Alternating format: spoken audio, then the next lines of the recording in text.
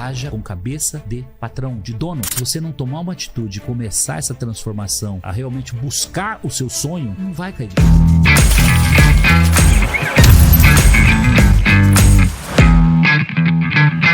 Jovens não têm esperança. E eles não têm esperança porque eles não acreditam neles próprios. Eles não acreditam que eles podem trabalhar, construir um projeto de vida, ter foco, se manter na disciplina naquilo que ele se propôs a fazer, para pegar o primeiro cheque de alguns milhões da mão, que é um pouco do que eu quero deixar de mensagem. É possível sim mudar o status quo da sua vida, né? E aqui eu já vou entrar direto. Meu pai era pedreiro, minha mãe era dona de casa, nasci em Cafelândia, morando em Lins com 3 anos de idade, 5 anos, 6 anos, fui para escola pública e ali eu comecei uma jornada, não me recordo exatamente, mas as notas do meu currículo, sempre as melhores notas. Com 12, 13 anos de idade, pelas dificuldades que a família vivia, a gente morava numa comunidade ali, um bairro em formação na cidade, e a gente morava num barraco de 2 cômodos, banheiro fora de casa, minha mãe lavava roupa numa tábua e o esgoto era a céu aberto, né? Então a gente realmente vivia numa situação assim extremamente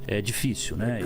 E que é o retrato de muitos brasileiros hoje ainda, né? Enfim, isso é realmente terrível. Mas colocando foco, eu comecei ali a sonhar, eu comecei ali a entender que através do trabalho eu poderia modificar esse status quo meu e da minha família. Eu cheguei com 13 anos, eu começo a vender coxinha. Eu acho que eu me tornei rapidamente o melhor vendedor de coxinha que Lins teve na história. As pessoas perguntam, mas como é que você tangibiliza isso? Difícil alguém comprar um Fusquinha 1962 naquela época, trazendo para os dias de hoje, era como comprar um carro hoje de 20, 30 mil reais. E eu juntar esse dinheiro de 20, 30 mil reais, juntar esse dinheiro comprando com a venda de coxinha. Então eu fazia 3 viagens na parte da tarde. Eu percebi onde estava a necessidade, a dor do consumidor. Você sabe onde eu descobri a dor desse consumidor? Eram os pedreiros, eram os pintores, os eletricistas, encanadores das obras de Lins que estavam em construção. Eu chegava 2h30, eles tinham almoçado 11 da manhã, eles já estavam varados de fome. E era o momento que eu chegava para fazer a alimentação deles. Bom, rapidamente eu consigo meu primeiro emprego. 15 anos de idade, eu recebo meu primeiro registro em carteira, copiador de Xerox. Onde? Em Lins, né? Chama Garagem Cópias, essa copiadora existe até hoje. E aí, eu não fui um simples copiador de Xerox, cara. Eu fui o melhor copiador de Xerox que Lins teve. E como é que eu materializo isso? Primeiro, eu fazia a cópia ficar melhor que a original. O cliente chegava com uma cópia suja, velha, durex, colado, eu ia buscar qual é a máquina que tem tecnologia adequada para que o produto final ficasse melhor. E eu conseguia extrair, então eu limpava fundo, eu melhorava a tonalidade, usando tecnologia, tá? E com isso, eu fui sendo visto pelos clientes. E aqui eu começo a passar algumas dicas e algumas lições. A primeira delas, você vai ouvir muito, seja o melhor sempre. Porque eu fui o melhor vendedor de coxinha, o melhor copiador de Xerox. E nessa de ser o melhor, de interagir, eu começo a fazer um curso de computação nos finais de semana. Esse curso de final de semana, aprendendo a programar computadores, me levou a conhecer o seu Valmir no balcão, que era um daqueles clientes mais exigentes que existe. E o seu Valmir olhou e falou: Semenzato, você está aprendendo computação. Você tem uma qualidade, um cuidado, você tem lógica, você tem...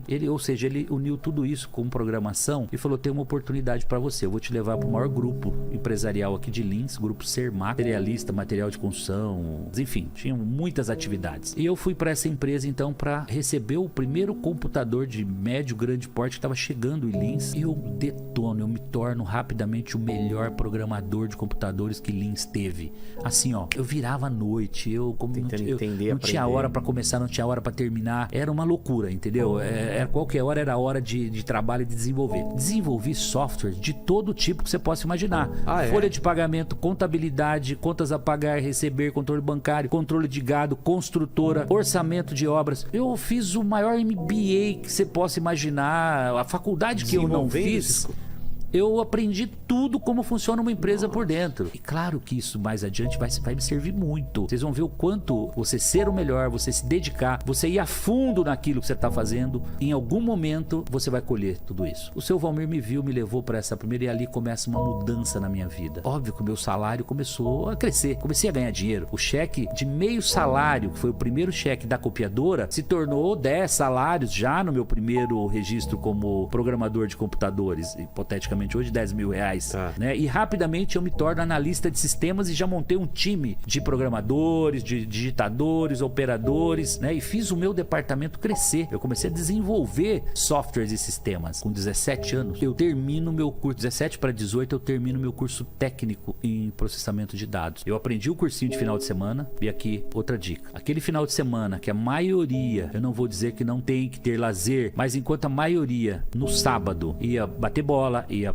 pra pelada, ia pra balada, o Semenzato ia fazer curso, ele ia se capacitar. E tudo isso, as oportunidades vieram. Então aqui é mais uma dica, né? Você tá esperando ser o melhor programador, ser o melhor mecânico, ser o melhor cozinheiro, ser o melhor chefe, ser o que for. Se você não tomar uma atitude e começar essa transformação na sua vida agora, a realmente buscar o seu sonho, não vai cair do céu. Ninguém vai trazer, o seu Valmir não vai aparecer na sua vida e vai te dar a oportunidade para aquilo que você não está preparado. Você tem que estar preparado. Ou seja, nós precisamos nos capacitar e aprender a nos vender também. Porque do contrário, se eu não cacarejar, se eu não contar, ninguém vai saber o que eu tenho, qual é o meu potencial, o que eu tenho para oferecer para a empresa. Exato. O network é muito importante. A história não para por aqui. Eu fui me capacitando e eu fui cada dia me entregando mais. Quanto mais eu me entregava, quanto mais eu com a cabeça de dono e não com a cabeça de empregado, eu nunca quis saber quais eram os meus direitos numa carteira de trabalho, se tinha isso, se tinha aquilo. Eu nunca cobrei uma hora extra, nunca na minha trajetória. Nunca me interessou essas coisas pequenas. A atitude era fazer o melhor para essa empresa como se ela fosse minha. Essa é uma outra dica. Haja com cabeça de patrão, de dono. Porque quando você age assim, você tá pró-empresa, você tá cuidando de desperdício de energia, você tá cuidando de produtividade, você tá cuidando de atender bem o cliente, você tá cuidando de tudo aquilo que vai agregar receita, que vai agregar valor pro seu negócio. Dito isso, o Semenzato, por ter sido o melhor aluno no colégio, foi convidado com 18 anos para ser professor segundo grau. Eu não fiz pedagogia, eu não tinha licenciatura em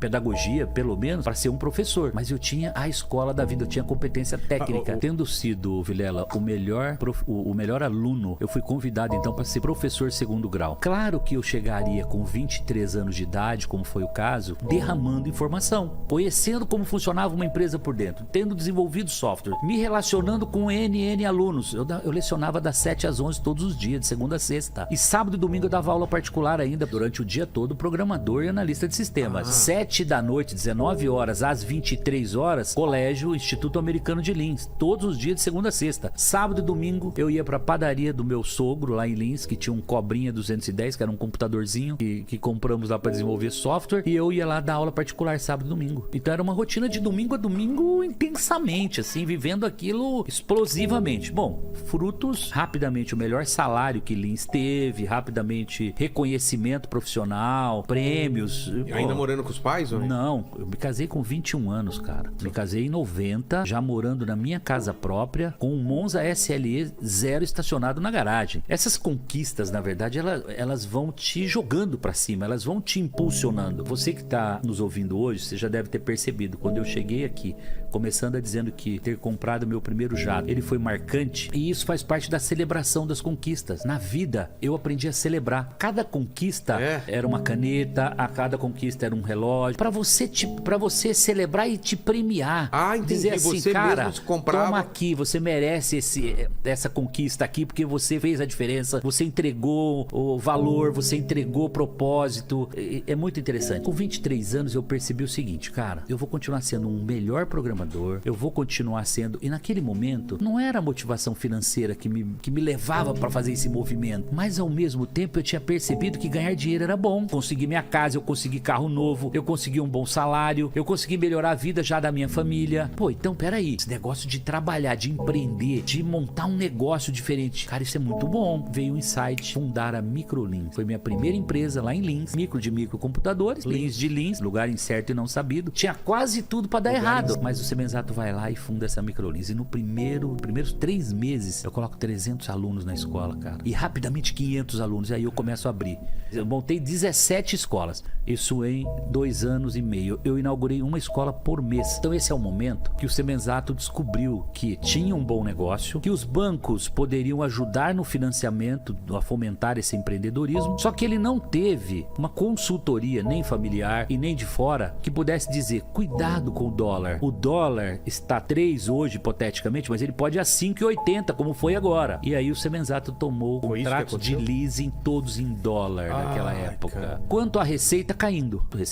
Contrato dos financiamentos bancários subindo. Leasing todo mês subia. Gente, 6 meses depois não tinha dinheiro para pagar professor, não tinha dinheiro para pagar aluguel, não tinha dinheiro para pagar as prestações dos bancos. Pô, quebrei. Era 94, 6 meses depois tô quebrado. Lembra do seu Valmir? Foi o cara que me abriu a porta lá atrás, etc. Eu encontro o seu Valmir e o seu Valmir me diz assim: por que você não faz franquia? Franquia? O que é franquia? Que é isso, Valmir? Eu não sabia o que era franquia de verdade. E aí fui me inteirar, fui falar com o advogado, ele formatou a franquia. Em 3 meses eu transformei 16 das 17 próprias em franquias. Nunca mais eu parei de crescer no mundo das franquias. E aí você vai dizer o seguinte: pô, mas você planejou para entrar no mundo do franchise? Não. O franchise surgiu na minha vida por pura necessidade. Ou eu ia pro franchise ou eu desapareceria como empreendedor e voltaria a ser o programador.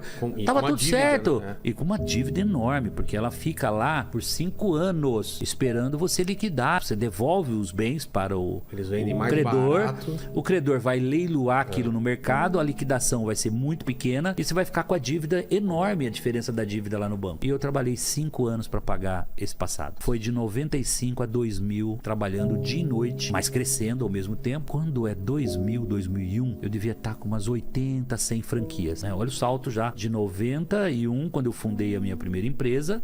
Eu fui para 2000. Já com a vidinha começando a respirar, eu mudo para São José do Rio Preto, 2000. Então foi 91 a 2000 em Lins, de 2000 a 2010 em São José do Rio Preto. E acabou virando um grande celeiro de franquias, porque a história bem sucedida de Microlins e Instituto Embeleze inspirou empreendedores na região. Hoje nós temos inúmeros, um número enorme de franqueadoras, de negócios que nasceram em São José do Rio Preto. Ponto mais importante nessa segunda fase. Eu venho para São Paulo e conheço uma agência de propaganda. E aí eu falo pra ele: cara, eu preciso mostrar esse negócio pro Brasil inteiro. E eu tenho um negócio maravilhoso que o Brasil inteiro precisa. O propósito disso é transformacional. E essa agência me levou até o Netinho de Paula, na época que era ele estava em 2001 inaugurando na TV Record o programa Domingo da Gente com o Dia de Princesa. Nesse 2001 eu entro como patrocinador e aqui eu vou contar uma outra história pra vocês, porque ela é inspiradora.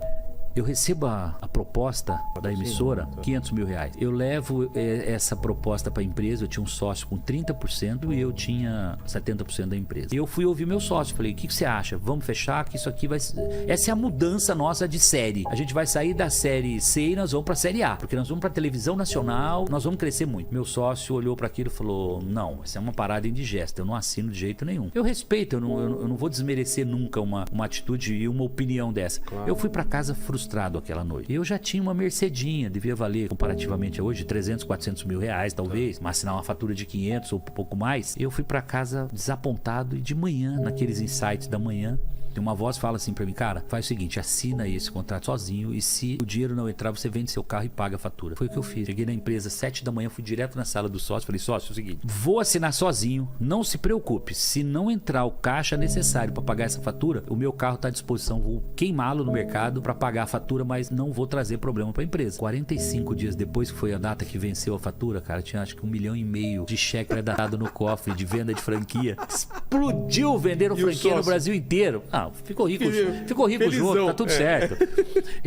Então aqui é ousadia, mas é uma ousadia com uma certa com um certo pé no chão. Não é aquela coisa do eu vou saltar sem paraquedas, né? Eu fui agressivo, mas ao mesmo tempo deixei um lastrozinho. Já não tava lá na época que não tinha um passarinho para dar água do dólar, que a hora que veio o dólar dispara, não tinha patrimônio, não tinha reserva, não tinha nada aqui para dar. O colchão não existia. Aqui não, tinha o carrinho aqui, a Mercedinha que podia vender para poder pagar. Graças a Deus deu certo, nunca mais eu saí da televisão. Então, mensagem, né? Quem não se mostra, não é visto, não é lembrado. Isso pra mim foi um mantra pra minha vida, que a comunicação, você divulgar, você mostrar os seus produtos e serviços, fazem toda a diferença. E então, desde os tempos da coxinha até o momento que eu começo realmente a me mostrar como empreendedor, fazendo diferente. Deu 2010, eu vendo a Microlins em 2010, junho de 2010, com 43 anos de idade, 19 anos de empresa, fundei em 91, vendi em 2010. 19 anos. E coloco coloco aí entre 80 e 100 milhões de reais no bolso líquido, depois de pagar a parte de sócio, pagar o imposto de ganho de capital, pagar qualquer dívida e qualquer coisa que tivesse, e sobrou esse valor. Então, com 43 anos de idade, em 2010, eu olho para tudo isso e falo, cara, eu venci, sendo melhor, sendo diferente, mas sempre com o propósito na frente, sempre com um produto e um serviço relevante para entregar para as pessoas.